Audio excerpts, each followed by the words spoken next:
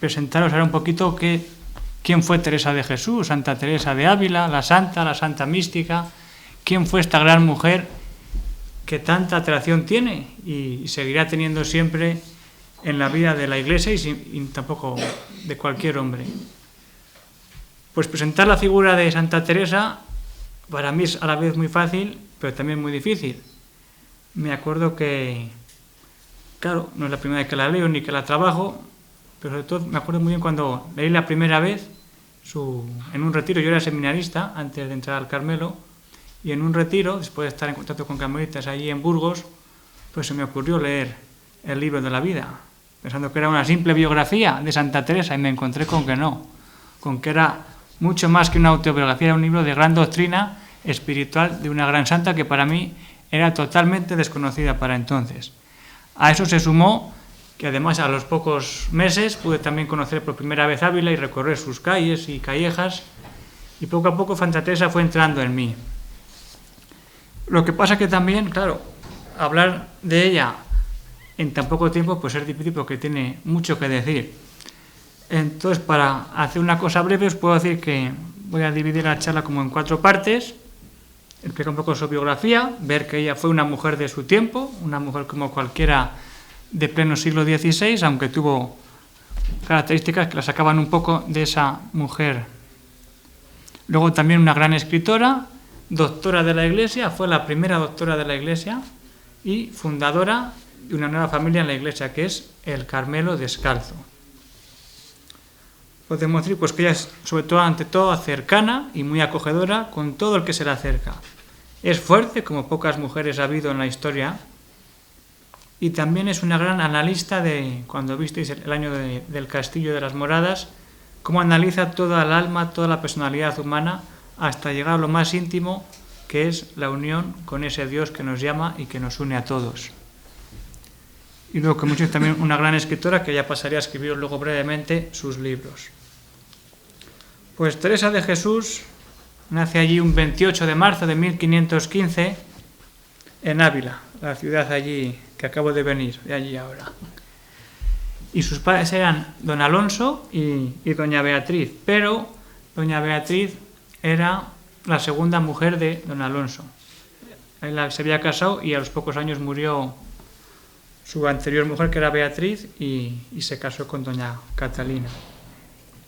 En total, ella nos dice en el libro de la vida que éramos 3 hermanas y 9 hermanos. Una familia, pues, para aquella época, pues normal. Hoy día, pues no es tan normal ser tantos hermanos. Y viven en un clima de virtud, de recogimiento, de gran formación. Ella desde niña pues va a leer con gran facilidad cantidad de libros que su padre le ofrece, incluso también su madre. Y otra característica que también hay que tener muy en cuenta de la vida de Santa Teresa es que ella conjuga la vida de la ciudad en Ávila a la vez con la vida del campo, porque su madre tenía unas fincas, era de un pueblo cercano, Gota Rendura, a unos 20 kilómetros de Ávila más o menos. Entonces pasaban temporadas en Ávila y temporadas en el pueblo con la familia. También quiero decir pues que ella se queda huérfana entre unos 14 años, y ¿qué hace? Pues se queda sin madre. ¿A quién va a acudir? Pues a la Madre del Cielo, a la Virgen, va allí a la catedral y se encomienda a ella para que ella sea su madre, ahora que su madre ha muerto. La vida va siguiendo. Daros cuenta que empieza la época de las grandes migraciones a América. Hace poco se empieza a descubrir América, entonces todos sus hermanos van a ir marchando a aquellas tierras a descubrir y a ver qué había por allí. Y entonces pues se queda, sus hermanas se acaban de casar las 2 y se queda su padre viudo con ella en casa. ¿Qué hago yo ahora con esta hija? ¿Cómo la formo? ¿Cómo la preparo? Pues la voy a mandar a un convento interna, un tipo de internado de formación, a las Agustinas. Tuvo que salir por problemas de enfermedad, que constantemente va a estar enferma. Sale de allí y a los pocos años pues decide ser religiosa, pero no precisamente en este convento de las Agustinas de Gracia, sino en el convento de la Encarnación, porque tenía una amiga allí. Pues allí se marcha, se escapa de la casa de su padre, la noche de los difuntos, y allí entra. Y allí pues sigue la vida que había en los conventos, toma el hábito, está el año de noviciado, profesa, hasta que ya las enfermedades otra vez entran fuertemente en su vida y tiene que salir para curarse. No termina de curarse en un pueblecito por allí que se llama Becedas. Incluso cuando vuelve a Ávila, gracias a su padre, no la enterraron viva, porque le dio como un paroxismo, tipo fiebres maltas de aquella época, que se quedó 4 días como muerta. Le echaban, la prueba que hacían los médicos era echarle cera en los ojos y ni así reaccionaba.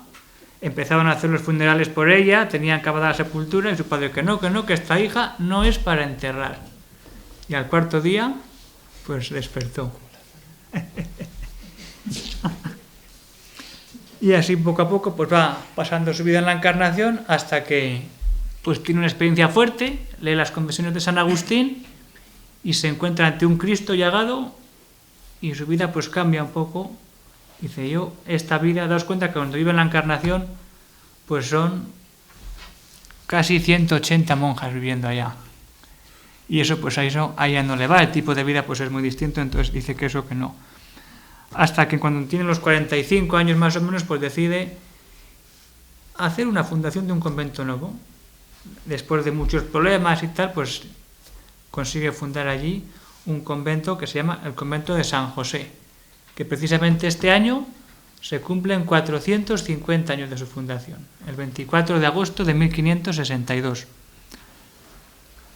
Y a San José de Ávila va a seguir Medina, que veremos el domingo, Malagón en La Mancha, Valladolid aquí, también luego Duruelo, el primer convento de frailes, y luego ya hay un parón, sigue también Pastrana, cerca de Alcalá, Salamanca, Alba, y luego ya vuelve un poco a la Encarnación, y luego sale para fundar otra vez en Segovia, en Beas de Segura, en Andalucía, y Sevilla, y luego vuelve otra vez a Castilla, y aquí funda luego en Palencia, en Villanueva de la Jara, un pueblo de Cuenca, Soria y Burgos. Las cosas pues se complican un poco en la historia y al final pues ella después de fundar en Burgos pues tiene que ir para... Su idea era, después de hacer su última fundación, en 1582, ir a Ávila a darle la profesión y el hábito a su sobrina, pero cosas de la época, pues la hija del duque de Alba pues estaba de parto y quería que estuviera en aquel momento y tuvo que irse a Alba. Además de que había que elegir priora, pues con esa van para allí y allí llega ya muy enferma. Ella sufría muchas enfermedades pero sobre todo lo que le llevó a la muerte fue un cáncer de útero. Tenía muchos sangrados y al final ya muere allí. Y es curiosa su muerte porque ella muere... ¿Alguien sabe cuándo muere? Sí sé algo. La enterraron después de haber muerto, por un cambio de calendario. Sí. ¿No? Pero... Ella muere la noche del 4 de octubre de 1582. Pero justo esa noche hay un cambio de calendario y al día siguiente es 15 de octubre de 1582. Porque como había varios días que se habían perdido por los controles de calendarios, pues justo esa noche que ella muere, se hace el cambio. Pues bien, esto es un poco su biografía. Y luego, pues escritora, pues ella escribió mucho, pero el rasgo principal de ella es que ella escribe como habla. Si leéis sus libros, pues vais a ver, pues os digo, pues me han dicho, pues os conviene decir. Como si estamos aquí dialogando, pues es como escribe ella. Calculamos que más o menos pues hay unas 2000 páginas escritas de su mano. Y tiene, ¿cuántos libros? ¿Alguno sabe qué libros escribió Santa Teresa? 4 por lo menos, 4 principales. El libro de la vida, las moradas, las fundaciones y el camino de perfección que está aquí en la rondilla. Sí, lo tuvieron en las manos. Entonces, el libro de la vida es el primero que escribe ella, porque se pide un poco sus confesiones, que explique sus encuentros con Cristo, sus experiencias, lo escribe en torno a 1565, y en él recoge pues un poco los recuerdos de su infancia, además de las experiencias místicas. Y también pues un tratadito que se llama el Tratado de Oración, de 4 grados, 4 pasos, y acercamiento en la unión cada vez más profunda hacia el encuentro con Dios. Y así, a manera un poco de resumen, pues sería un testimonio de vida espiritual profundo de toda su vida, aunque termina luego con las fundaciones, pero ahí vemos muy bien cómo es ella y qué experiencia de Dios tiene tan fuerte, de visiones, de encuentros, ahí lo escribe ella con todo detalle. Luego está también el Camino de Perfección, que ya conocéis, pero que es curioso, hay 2 redacciones, lo escribe 2 veces. ¿Por qué? Pues porque el primero, a mí me gusta más, es ella misma, ella muy viva, pero luego llegan los censores, le dicen esto hay que quitar, esto hay que tacharlo, tal, prácticamente lo tiene que rehacer y quitar algunos capítulos. Entonces, en la primera redacción está en el Escorial y la segunda la tenéis aquí. ¿Y de qué trata este libro del Camino de Perfección? Pues trata un poquito de una iniciación a la oración. Lo escribe por petición de sus monjas. Dicen, pero madre, díganos a ver cómo hay que hacer la oración, cómo la hace la madre. Pues dice, pues yo les voy a dar algunos consejos. Y entonces, ¿para qué mejor hacer oración que comentando el Padre Nuestro? La mitad del Camino de Perfección es un comentario completo al Padre Nuestro, explicando los diversos puntos de oración, maneras de orar y un proceso evolutivo de la oración. Pero dice que muy bien, la oración tiene que tener unas patas, como tenemos aquí 3 o 4 patas. Pues ella pone 3 principales soportes para poder entrar a la vida de oración, que es lo que llamamos los carmelitas las 3 virtudes teresianas, que es el desasimiento de todo, el estar unido solamente a Dios, el amor de unas con otras, el amor de los hermanos y la humildad. Si vivimos estas 3 realidades, que no es poco, a partir de ahí podemos hablar de oración. Mientras tanto, no hacemos nada. Luego llega el Castillo, que es a mí el que más me gusta, que es un tratado muy completo de lo que es la vida espiritual a través de 7 etapas.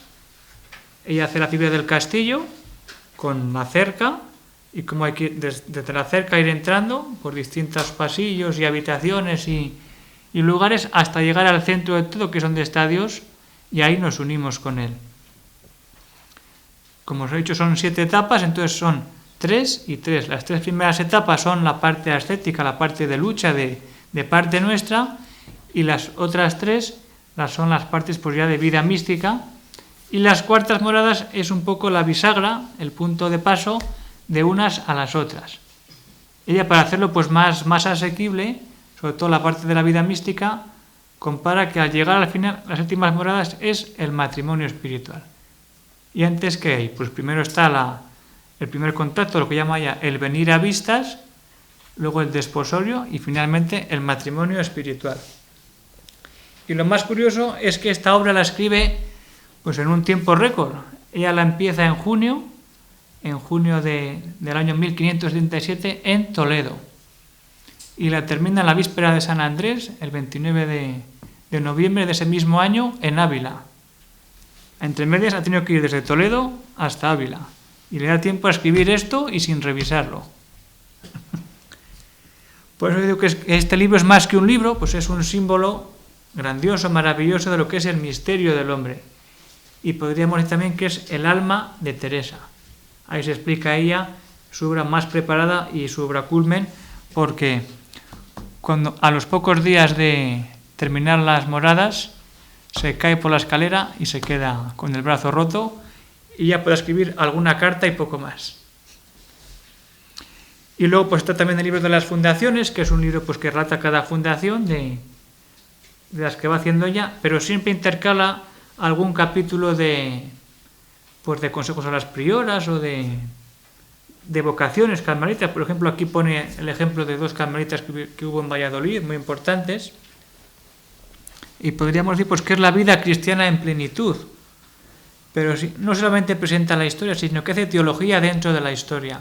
Porque al contar vocaciones, presentar frailes, monjas y desarrollar toda la vida de fundaciones, Dios está presente ahí y es más que una historia, es una historia vista desde la teología. Y luego pues tiene también otras obras menores, pues tiene unas relaciones, que es una manera de visiones que tuvo ella, pues cómo la relata, exclamaciones, poesías y un modo de cómo hay que visitar los conventos. Luego están las cartas, pues que solamente tenemos 500, pero ya se calcula que más o menos escribiría unas entre 10.000, 12.000, y algunos dicen que hasta 15.000, eso ya no sabemos hasta cuándo. Y ahora estamos intentando recopilar todas dónde están y cómo están. Entonces, una vez que hemos visto los libros, pues recordaros dónde está cada una de estas obras, lo que podría decir. Pues que en el Escorial, en el monasterio de Escorial, tenemos la vida, el camino, la primera redacción, las fundaciones y el modo de visitar conventos. Aquí en Valladolid, en la Rondilla, está el camino, la segunda redacción, y en Sevilla, en las Carmelitas de Sevilla, están las moradas. Y luego cartas, poemas y relaciones por toda Europa y parte de América. Pero Teresa también, como os he dicho, gracias a estos escritos llegó a ser doctora de la Iglesia en 1970, después de una batalla tremenda que siempre se había propuesto como ella como doctora, pues al final se le concede este título de honor, la primera mujer en la historia. Y así como puntos principales de su doctrina, pues diría yo sobre todo Dios y el hombre. Teresa vive en Dios y por Dios ella vive una fuerte experiencia de Dios y la quiere transmitir a los demás. Y esa unión entre Dios y el hombre es lo que va a marcar toda su vida y toda su experiencia y su doctrina. Luego Jesucristo. No podemos entender a Teresa sin Jesucristo, pero como os digo, unido a la humanidad.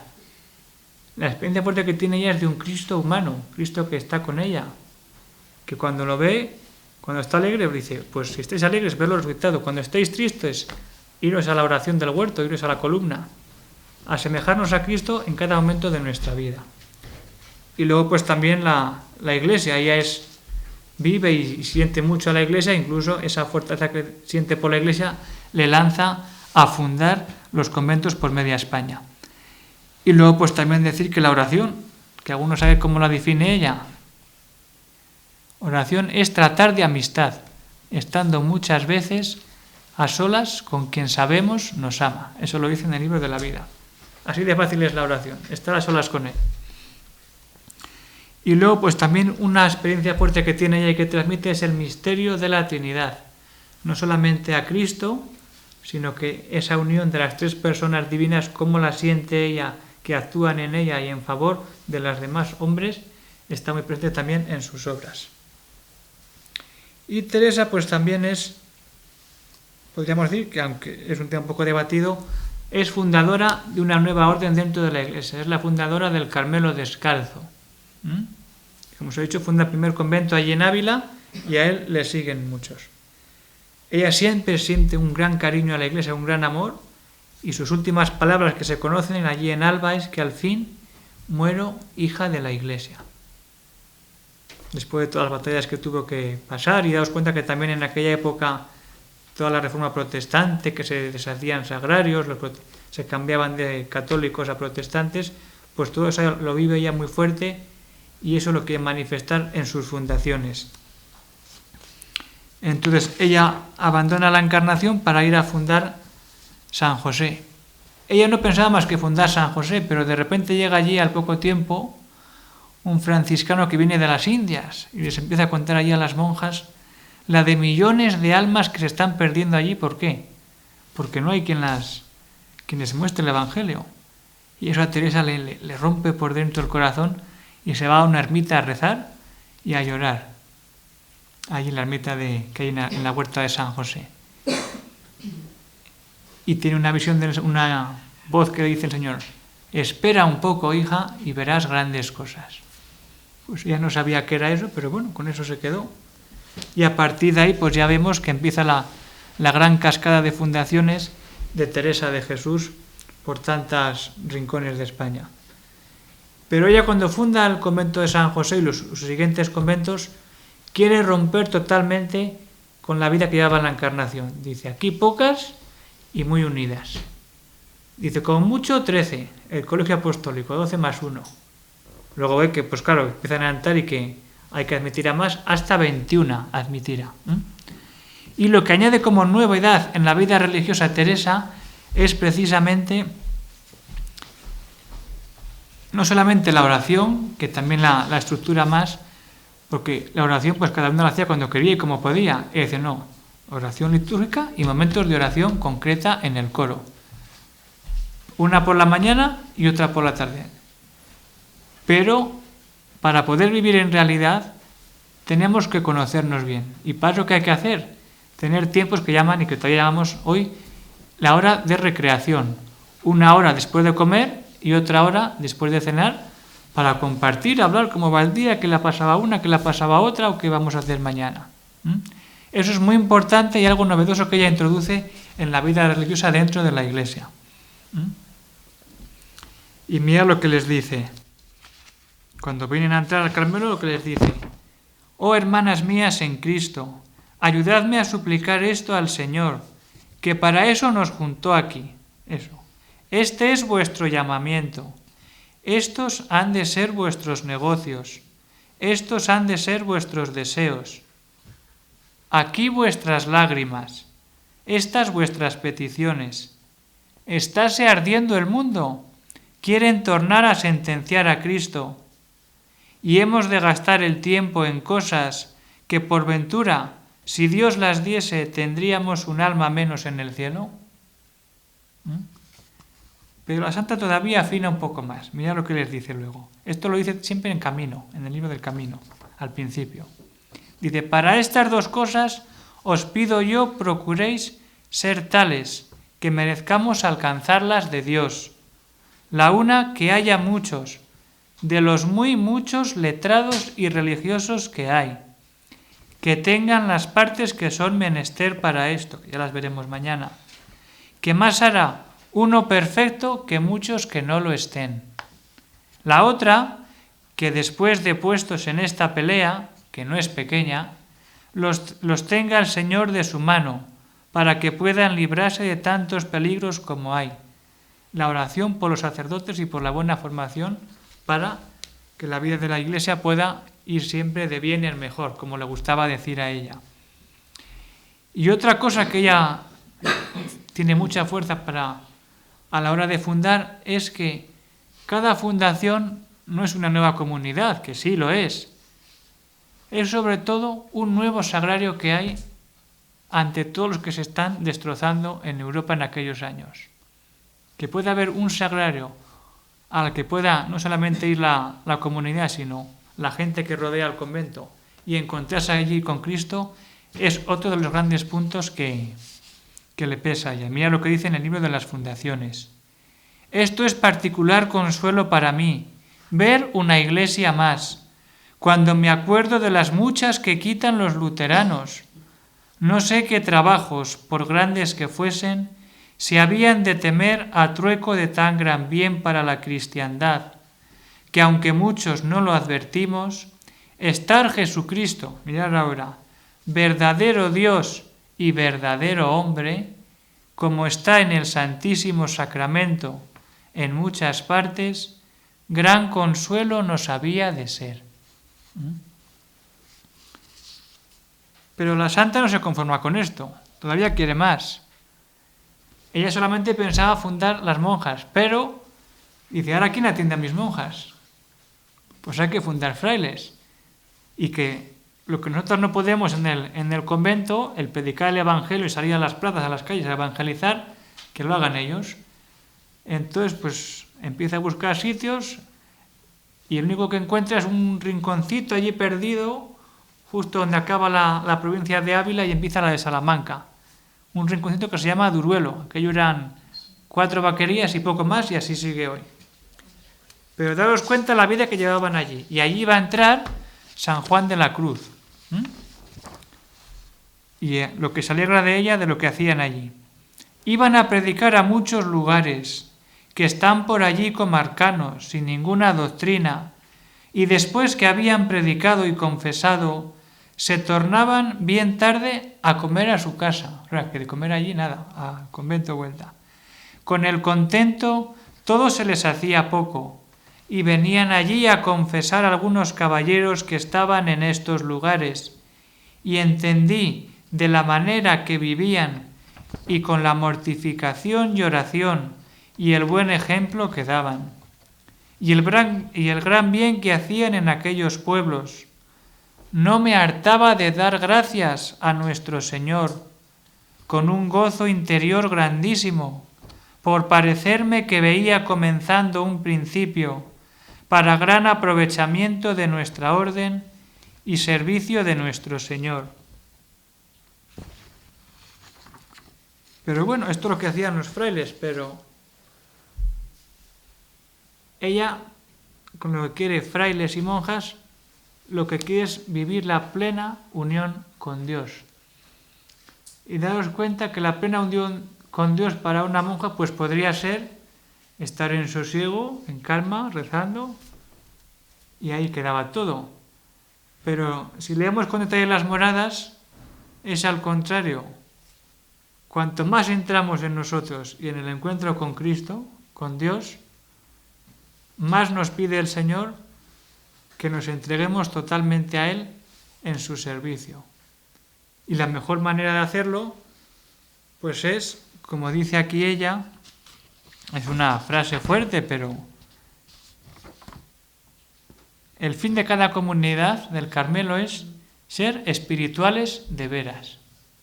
¿Y qué es eso? Pues mirad cómo lo explica ella.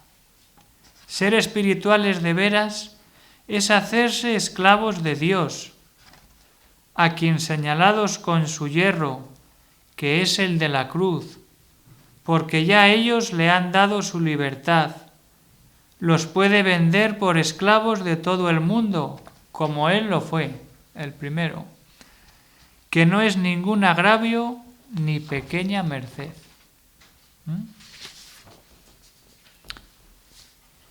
Entonces, pues como hemos dicho, pues Teresa, así haciendo un poco resumen, es una mujer de su tiempo, pero veis que sus características, su manera de actuar, pues no es como una simple mujer, sino que tiene una fuerza interior que puede, sobre todo aquel que se le pone por delante. Es también una gran escritora que pone por escrito todo lo que le viene. Sobre todo, ella escribía muchas de sus relaciones y sus experiencias después de la comunión. Tenía esos grandes encuentros con Cristo y corriendo iba y lo escribía ahí. Y luego también, pues una gran fundadora, pero podéis pensar, ¿cómo era? ¿Era alta? ¿Era baja? ¿Guapa? ¿Fea? ¿Gorda? ¿Flaca? Pues hasta eso tenemos la suerte de poder contarlo. En Sevilla tenemos 3 elementos que nos describen muy bien a ella. En Sevilla, en el convento de las Carmelitas, tenemos el libro de las moradas, que es su propia espiritualidad, su obra culmen. Tenemos un retrato que ella no quería, pero que al final le mandó un fraile que se dejase retratar. Y están las Carmelitas de Sevilla. Y ahí estuvo de priora, una que dejó allí con priora, que fue su amiga más íntima, con la que más tuvo relación, que la veremos cómo la acompañó. Y ella nos hace una descripción muy detallada de cómo era Santa Teresa. Y os la voy a leer. Esta monja que digo es María de San José, que está en sus obras, pues nos dice cómo era Santa Teresa. Esto lo dice todavía cuando está sin canonizar, Era esta santa de mediana estatura, antes grande que pequeña. Tuvo en su mocedad fama de muy hermosa, tuvo por ahí sus novios, sus primos y tal. Y hasta su última edad mostraba serlo. Era su rostro no nada común sino extraordinario, y de suerte que no se puede decir redondo ni aguileño. Los tercios de él iguales, la frente ancha e igual y muy hermosa, las cejas de color rubio oscuro, con poca semejanza de negro, anchas y algo arqueadas, los ojos negros, vivos y redondos, no muy grandes, mas muy bien puestos, la nariz redonda, y en derecho de los lagrimales, para esto, sí, no, espera un poco más abajo, para arriba, hasta igualar con las cejas, formando un apacible entre el entrecejo, la punta redonda y un poco inclinada hacia abajo, las ventanas arqueaditas y pequeñas, y toda ella no muy desviada del rostro. Mal se puede con la pluma pintar la perfección que en todo tenía. La boca de muy buen tamaño, el labio de arriba delgado y derecho, el de abajo grueso y un poco caído, de muy linda gracia y color, y así la tenía en el rostro, que con ser ya de edad y muchas enfermedades, daba gran contento mirarla y oírla, porque era muy apacible y graciosa en todas sus palabras y acciones. Era gruesa más que flaca, y en todo bien proporcionada. Tenía muy lindas manos, aunque pequeñas. En el rostro, esto es muy importante, ahora dice que tiene 3 lunares. Entonces, cuando veis un retrato de Santa Teresa, el auténtico allí en Sevilla está con los 3 lunares como aquí lo describe, porque normalmente no aparecen estos lunares. Al lado izquierdo. Tenía 3 lunares levantados, como verrugas pequeñas, en derecho unos de otros, comenzando desde abajo de la boca el que mayor era, y el otro entre la boca y la nariz, el último en la nariz, más cerca de abajo que de arriba. Y ahora dice que era en todo perfecta, como se ve, como os he dicho, por un retrato al natural que sacó Fray Juan de la Miseria. Pues esta es Teresa como era así.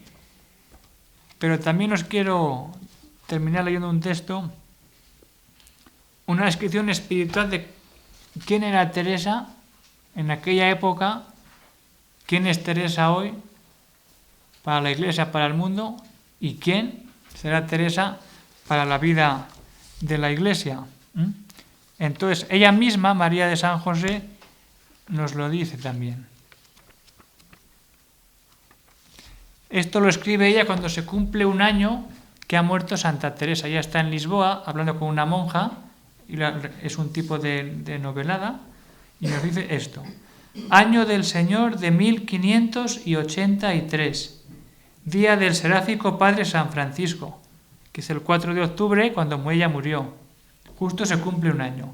Había un año que este día se secó la flor del Carmelo. Invoqué el llanto y luto, viéndose despojado de su dulce madre Teresa de Jesús, de quien 2 hijas suyas, puestas a la sombra de Jesús, de una muy hermosa alameda, hablaban de ella debajo del nombre de Ángela. Esto es como un tipo de relato, Teresa aparece siempre con el nombre de Ángela. Y aunque el tiempo no era para buscar la frescura y campos que en la primavera suele ser deleitoso, empero a la plática que tenía ayudada la soledad y ruido del viento que movía todo el sentir la suya. Y ahora viene. Y con las lágrimas en los ojos traían a la memoria el robo que la muerte hizo dejándolas. Esta es Teresa. Al morir Teresa, sus hijas se quedan sin madre, pastora y consuelo.